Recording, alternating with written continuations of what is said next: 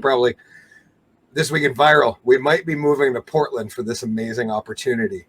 The best housing ad ever was posted this past week, and I'm pretty sure everybody's going to want to move to Portland after they see this. Rent is $302 per month, 8x8 room. This is the photo attached. Okay with noise. You're located off the living room and by the front door, so you'll hear a lot of traffic. Your walls don't extend all the way to the ceilings. You'll hear a lot of stuff. You have to be okay with sex workers. We have 3 in our house and frequently have loud sex. What do you guys think? You think this is a good housing opportunity? I think I want to vomit.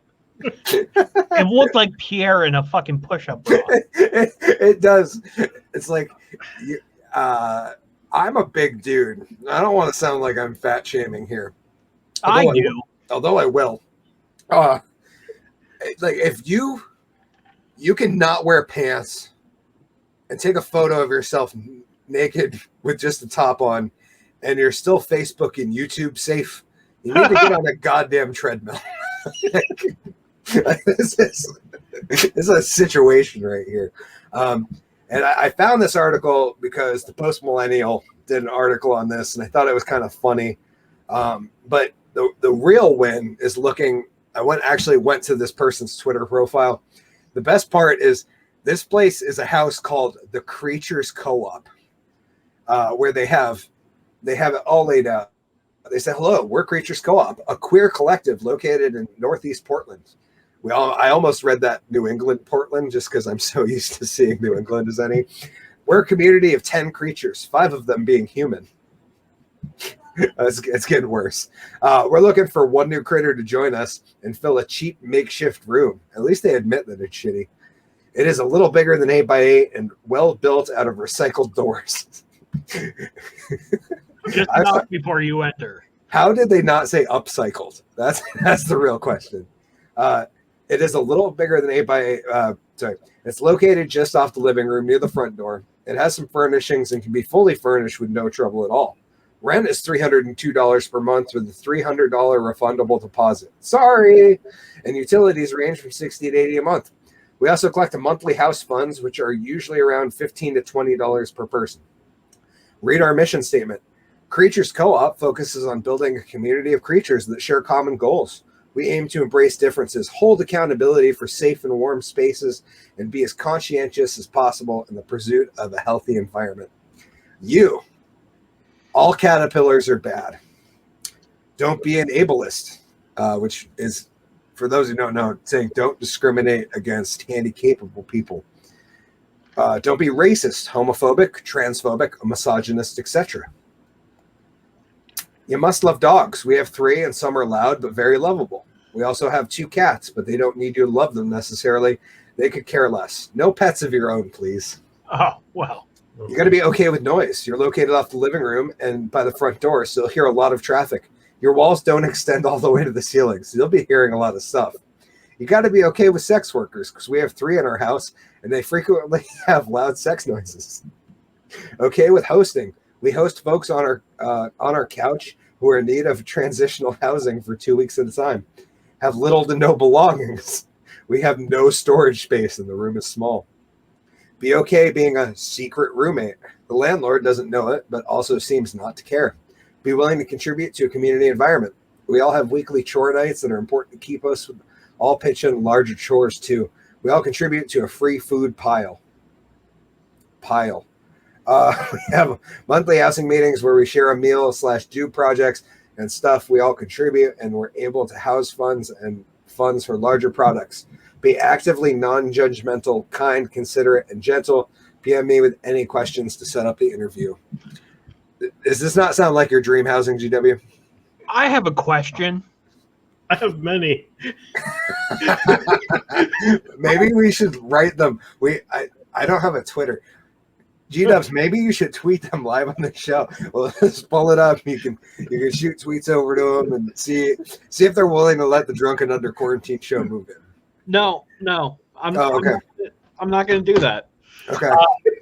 And here's why. Because I don't need them fucking having my Twitter address. You don't want to become a creature for the Creatures Co-op? No. Well, here's the burning thing that I want to know. You have 3 sex workers in the house. How horrible are you at your job that you can't afford rent? Yeah, they got to be pretty bad if they're looking for they built a makeshift bedroom. And can one of the sex workers go into the bedroom if I chip in an extra $5? I'm like, is that included? Like, I'm half expecting it to be a blanket fort inside. Oh, we'll get to the pictures in a second. Nick said the Woodstocker B&B did something like this years ago on Valentine's Day, except they offered free dildos to guests. See, Nick, this sounds like a bed and breakfast that Hickory would run. I vaguely remember that. I wish I do, because I would have taken advantage of it. I could use more props for the show. I'm kind of curious how would you explain that for renter's insurance? I guess it does say you have to be a secret. Yeah, you're going to be secret roommate. And that the landlord doesn't really care, because I think to own property in Portland, you have to not really care. I want like does the landlord live on site? Like, did they just see these fucking sex workers bringing in doors, going, "Oh, that must be a kinky new thing going"? They have him over for dinner for the food pile. Nick said, "I'll try to find the ad." The beautiful assistant said, "Lol, no way." I'm like, but we could be such contributing members to this space. Think about it, hun. We could go live there when our house is being torn down. We're getting the new one. Here's the irony. Your room is made out of recycled doors, but your actual main door is a curtain. Did you notice that? I think it was a shower curtain even. Yeah. Oh, yeah. Let me Kind of look plastic. Yeah, right there. I don't know. No, it looks like curtains. I want to say and it's ripped. Or is that just 2 of them? I think that's 2 of them. Yeah, I think that's 2 curtains. Hey, at least they have a cheap guitar. I think that might even be the guitar I have. They got a cute teddy bear. That's the retaining wall. They got reading materials, which I wish I could zoom in more and see what the hell all these books works. I wonder if they're like guides on how to be better sex workers.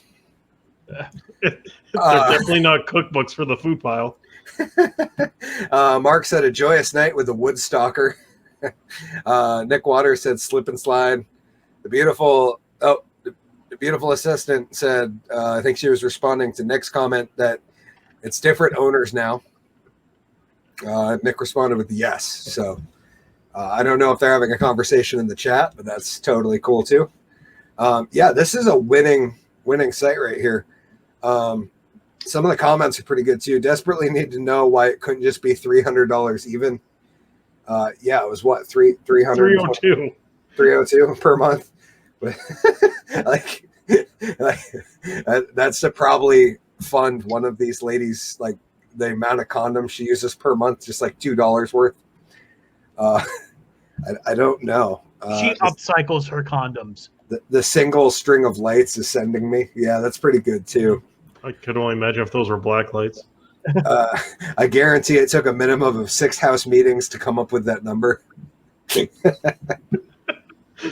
Honestly, now, we want to make a profit on the new place, but we have to have it be economical for the entire situation. Warning, the photo with the bookshelf and the guitar, that's not the room. No, they didn't even actually show the inside of the room in these 2 photos. It's just the outside. So whatever is beyond these doors is the actual room. So who knows? I couldn't even get my bed in there. You can't have any belongings, remember? Yeah. Jason said the $2 for a hand job. You get one a month, Jason. That seems like a good business practice. That would sure don't get high off your own supply, man. That would certainly keep the people staying. That's for sure. God, what a shit show that place is, huh? I saw another article today, and I didn't have time to look into it or bring it up, but some conservative figure said The murder rate in Portland has jumped like 1,600%. And the fact checkers came back with, actually, we fact checked this. It's only 800%. Oh, Which seemed like the biggest troll ever. It's just you overquote the number, and then they come back with the factual information that is still awful. but they got to claim that it was false. That's right. It was false. It was fake news. Fake news, everybody. Moving right.